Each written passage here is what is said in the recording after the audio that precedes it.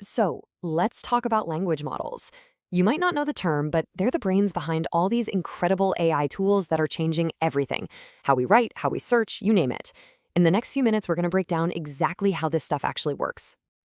Just so you know, all the information in this explainer comes from Chapter 5 of the tutorial, Introduction to Artificial Intelligence, which is put out by Virtualization Options LLC. All right, let's start with something I bet you've experienced. Have you ever just stopped and wondered how a chatbot can suddenly write a beautiful poem? Or even something simpler, like how your phone just knows the exact word you're about to type next? Well, the tech behind both of those things is pretty much the same, and we're about to pull back the curtain and see how it all works. Okay, so it all boils down to this thing called a language model. And what is that? Well, in simple terms, it's a type of AI that has been trained on just an unbelievable amount of text. I mean, think about it: books, websites, articles, pretty much a huge chunk of the internet. Its whole job is to digest all of that and learn the patterns, the ins and outs of human language, so it can understand what you're saying and then generate language that sounds just like us. But here's the real secret, the core idea.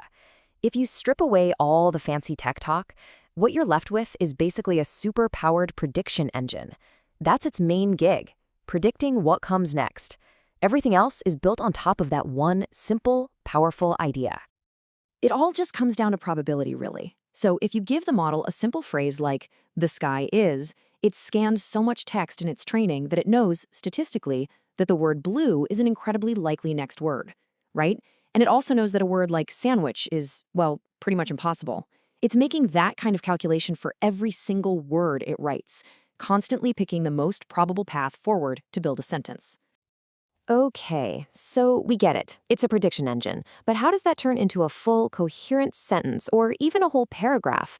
Let's walk through the actual step-by-step process of how the machine works. All right, so first up, it starts with what you type in, your prompt.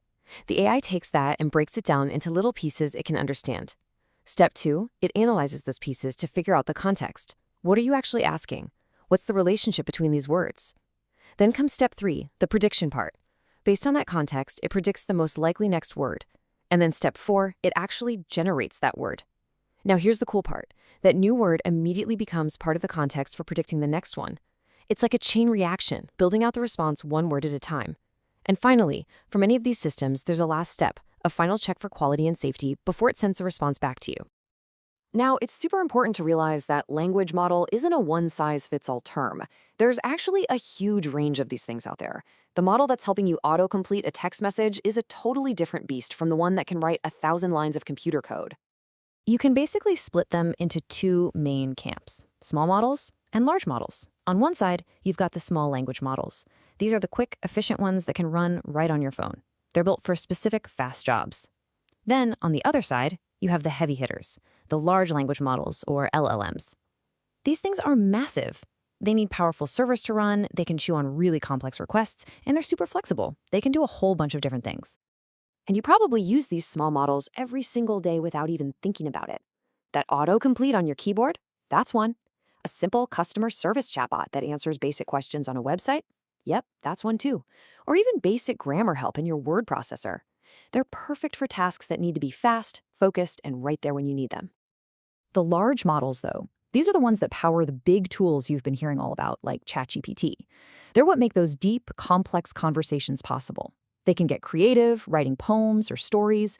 They can even write computer code or help you do some really detailed research. Their huge size is what gives them that incredible range and power.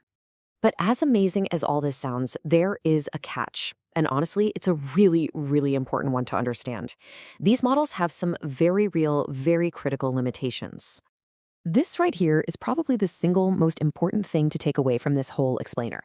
A language model doesn't understand things the way a human does. It doesn't have beliefs or consciousness or genuine comprehension.